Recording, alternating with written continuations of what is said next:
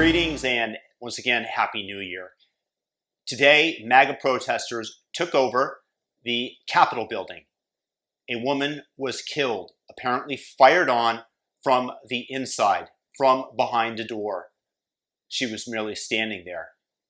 Now, I'm not going to say that taking over a building is necessarily a good thing. The one thing I will say is that the building actually does belong into the people. So it's far less of an offense to me versus somebody going into somebody's private business, ripping everything out of it, and then burning it to the ground. I consider one to be far worse than the other. Now, let's put the media on display right now because they are reporting on this as though it is the worst thing. They are calling it an insurrection. They are calling these people ignorant dumbasses, etc., etc.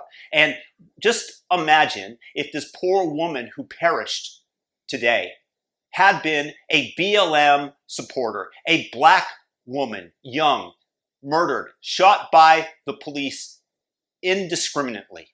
What would the headlines be? What would the outrage be? It would be ACAB. All cops are bastards. That's exactly what it would be. It would then beget more violence, more riots, because the media would fan the flames of it. Compare that to Kenosha, Wisconsin, when in the background you had the city, buildings burning to the ground, flames high in the sky, and the reporter stating mostly peaceful protests. And you compare that to the coverage, to the leftist coverage that the media is ascribing to today's events.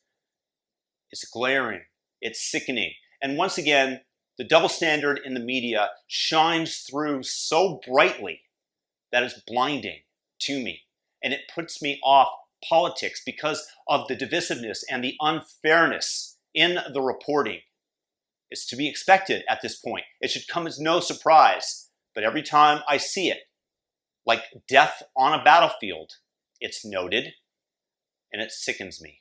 And it makes me incredibly sad as an American to see the divided nature of our nation that is today, and that we can't even talk to one another, and the media describing one series of events as inherently good. When you burn somebody's business to the ground, that is ignored. When a city is going up in flames, you describe it as mostly peaceful.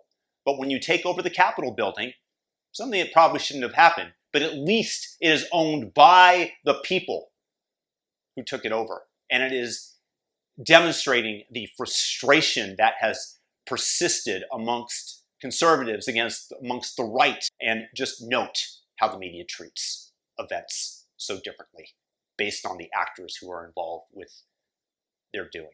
I really would like to request that if you enjoy this video, not only that you hit the like button, that you also share it with somebody who would appreciate it. It's very hard to overcome YouTube's algorithm in any other way.